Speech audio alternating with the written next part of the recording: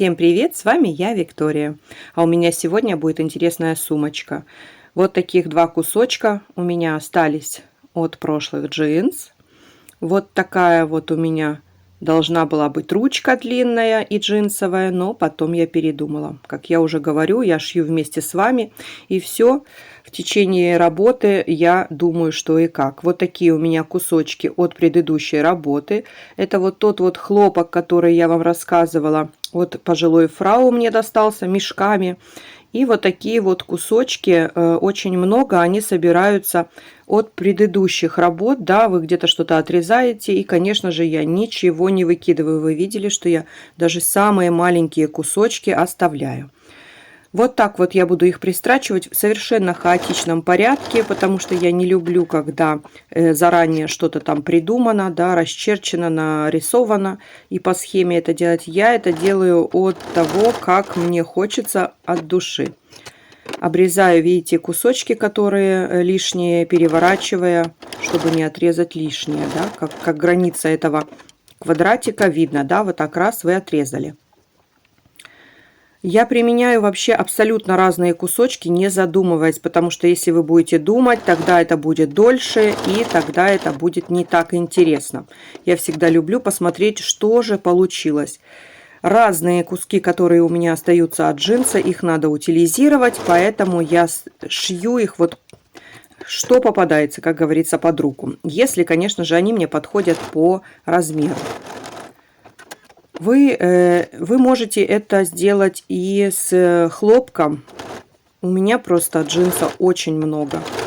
Пока я прострачиваю эту красоту, расскажу вам историю. Приехав после лагеря в деревню, местные, видно, узнали, что я шью. И однажды, через какое-то время, я открываю двери, а у меня под дверьми стоит мешок джинс. Вы можете себе представить, когда-то так нам поставили и пылесос, узнали о том, что у нас животные и шерсти много, и что нам надо пылесос. Точно так же открыла дверь, там был пылесос. Вот такие у нас были истории от прекрасных немцев, людей, которые всегда очень открыты и всегда чем-то помогают.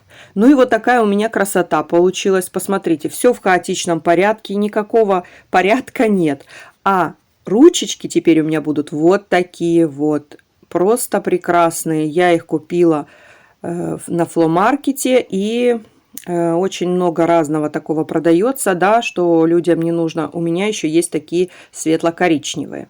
Они новые, эти ручечки, были в упаковочке, и я их уже вот искала что-то для этой сумочки из лоскутков еще добавить, вот этот синий материал, и наткнулась на вот эти ручки, про которые уже давно забыла.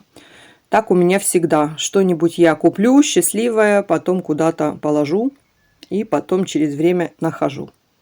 И я еще хочу, как вы видели, да, сколько у меня хлястиков.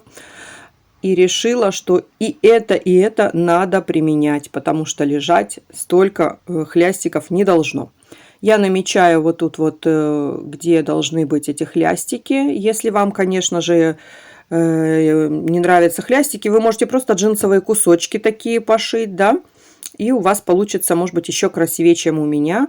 Можно сделать их потолще, там, да, поуже, ну, как вам нравится. Я не претендую на то, что у меня мастер-классы. Я говорю вам везде и пишу, да, в комментариях, что это всего лишь моя идея. Вот так я пристрочила их. И теперь мне надо наметить все точно так же, как на этой стороне, для того, чтобы это все совпадало и было красиво. Я просто отгинаю вот так ткань, намечаю там карандашом своим любимым, который исчезает.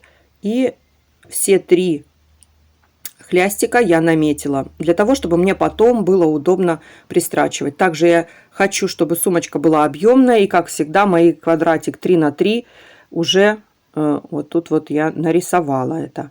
Вырезаем все и потом будем это все сшивать. Также у меня есть подкладочка вот такая веселенькая, мне напоминает какие-то гавайские одеяния. И я решила еще, для того, чтобы не вставлять змеечку, будут у меня вот такие магнитики, заклепочки, закрывашечки, как угодно их называйте. В общем, магнитный замочек. Я прострочила такие где-то сантиметра 3,5 полосочки и вставила в них эти магнитики. Вы же можете вставить их, потом прострочить, но это очень неудобно. Лапка не хочет строчить, когда есть вот такие вот какие-то возвышенности, даже если вы подставляете что-то там. Теперь мне надо будет посмотреть, где серединочка, и пристрочить их, и вуаля, моя сумочка уже готова. Если бы так, да, все по волшебству, да, раз, и сумочка готова, как ты ее себе представлял. Я отстрочила вверху, по всему периметру уже, и вот ручки пристрочены, дно сделано, и, конечно же, я вот эту терочку с дырочками оставила, потому что я очень это люблю. Я думаю, что кому-то она понравится, кому-то нет, это на любителя, а вы можете себе придумать что-то другое, смотря на мои работы. Ну, а я вам всем желаю больших вдохновений. Пишите свои комментарии, задавайте мне вопросы. Я всем желаю мира и добра. Пока-пока.